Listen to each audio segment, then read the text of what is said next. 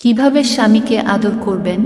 যৌন মিলনে সুখী হতে চাইলে সব দায়ভার কখনোই স্বামীর উপর ছেড়ে দিবেন না। যদিও স্বভাবজাতভাবে স্বামী মুখ্য ভূমিকা পালন করে থাকে আর স্ত্রীর ভূমিকা গৌণ, কিন্তু স্ত্রী যখন স্বামীর আবেগকে বুঝবে, নিজেকে শুধুমাত্র নিজের স্বামীর কাছেই যৌন আবেদনময়ী করে উপস্থাপন করবে, স্বামীকে উত্তেজিত করে তুলবে, চুপচাপ বিছানার এক কোণে পড়ে থাকবে না, আশা করা যায় যৌন মিলন ভরপুর এক সুখের সীমানায় নিয়ে যাবে।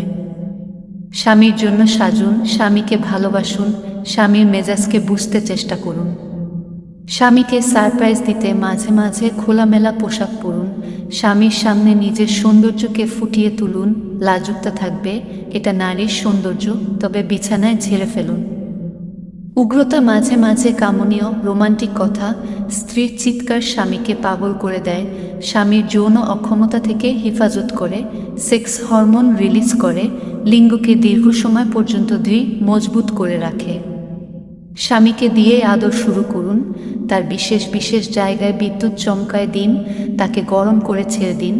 যখন আপনার পালা আসবে তখন স্বামীর উত্তেজনা কিছুটা প্রশমিত হয়ে যাবে, যা দ্রুত বীর্যপাত কমিয়ে দিবে। স্বামীর যৌন পারফরম্যান্সকে প্রশংসায় ভাসিয়ে দিন, স্পেশাল জিনিসটি নিজের প্রিয় জিনিস বানিয়ে নিন। আর স্বামীর কানে কানে সেটা জানিয়ে দিতে ভুলবেন না। স্বামীর পোশাক খুলতে সহায়তা করুন, প্রয়োজনে আপনি নিজে খুলে দিন, আর আপনারটা যেন আপনার স্বামী খুলে দেয়, তাকে যৌনতার সুরে অনুরোধ করুন। বডি মেসেজ এটা করতে ভুলবেন না, প্রচুর পরিমাণে করুন, পরস্পরের সেক্সের আনন্দ বাড়িয়ে দিবে বহুগুণ। স্বামীর সেন্সিটিভ জায়গায় ভালোমত মেসেজ দিলে আশা করি দ্রুত বীর্যপাতের সমস্যাটা আস্তে আস্তে কমে যাবে। হঠাৎ হঠাৎ স্বামীকে ঘুমের মধ্যে নিজে থেকে আদর করুন, উত্তেজিত করে, তার যৌন ক্ষুধা বাড়িয়ে দিন। মাঝে মাঝে উঠতে বসতে হালকা যৌনালাপ করুন, মন মেজাজ ফুরফুরে থাকবে, সারাদিনের একঘেয়েমি দূর হয়ে যাবে।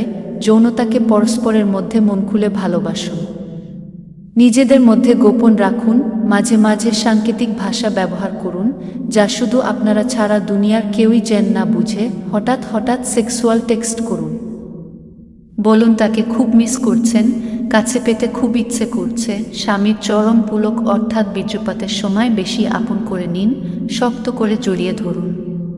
আশা করা যায় এতে আপনাদের বিবাহিত জীবন সুখকর হবে, দুনিয়াতেই বেহেশতের সুখ শান্তি পেয়ে যাবেন ইনশাআল্লাহ। ভালো লাগলে পোস্টে লাইক, কমেন্ট এবং শেয়ার করবেন।